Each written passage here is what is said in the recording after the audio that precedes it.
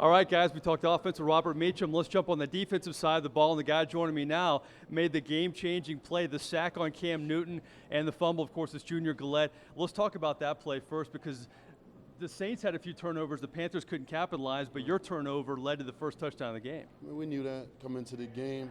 First team who scores typically wins each Thursday night game. That was actually a statistic that Sean gave us earlier in the week. So we knew how critical it was.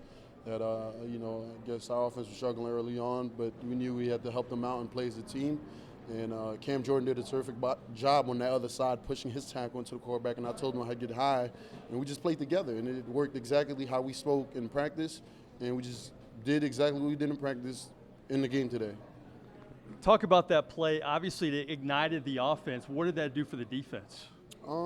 Anytime you get a takeaway, especially in their red zone, terrific. It just boosts the team overall, the morale and momentum shift.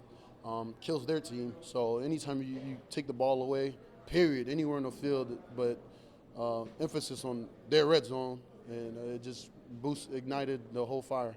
You guys had your best game of the year collectively against Green Bay, and for many teams, it's hard to put back-to-back efforts like that. What does it say about this football team that you do it, and you do it on a short week? Right, we stick together. We're not going to make excuses playing on a Sunday night. You didn't come out here on a Thursday night. Second time in history that's happened that somebody's playing on a Sunday night and had to play on a Thursday night. We're not going to make excuses. Coach told us that here in the week. We can't play with excuses. Got to have that chip on our shoulder. If we really want this thing, first place is at stake right now, and we wanted the more desperate team won tonight. All the talk about now winning on the road, the 7-game losing streak, did that motivate this football team? I didn't even know about that streak. We just knew that we won in Philadelphia last year in the playoff, 10-degree weather.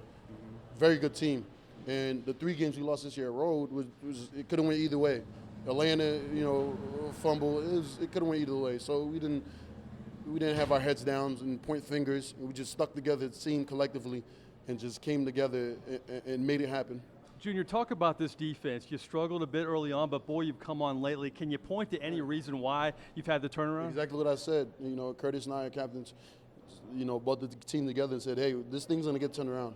It didn't go the way we planned it to be, but hey, that's life. Things are not going to go, the way you plan it sometimes. But how you respond to adversity, that's what's important, and it shows a lot about this team.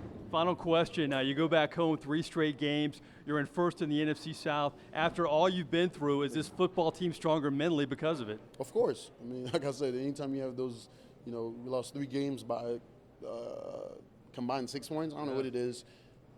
We're stronger from that. From those losses, we're stronger. So 3 games at home, 4-4, first place in division. What else can you ask for? Obviously, we're not 8-0, so hey, what else can you ask for right now? This football. It's hard to win on the road, and we just gotta. Right now, we got 3 games straight at home. We got to take advantage so we can keep climbing up the charts.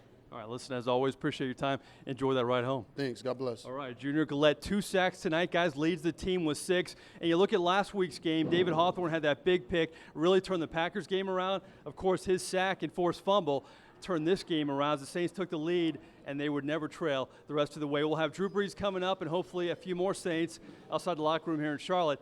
Back to you guys in the Louisiana Cat Studios.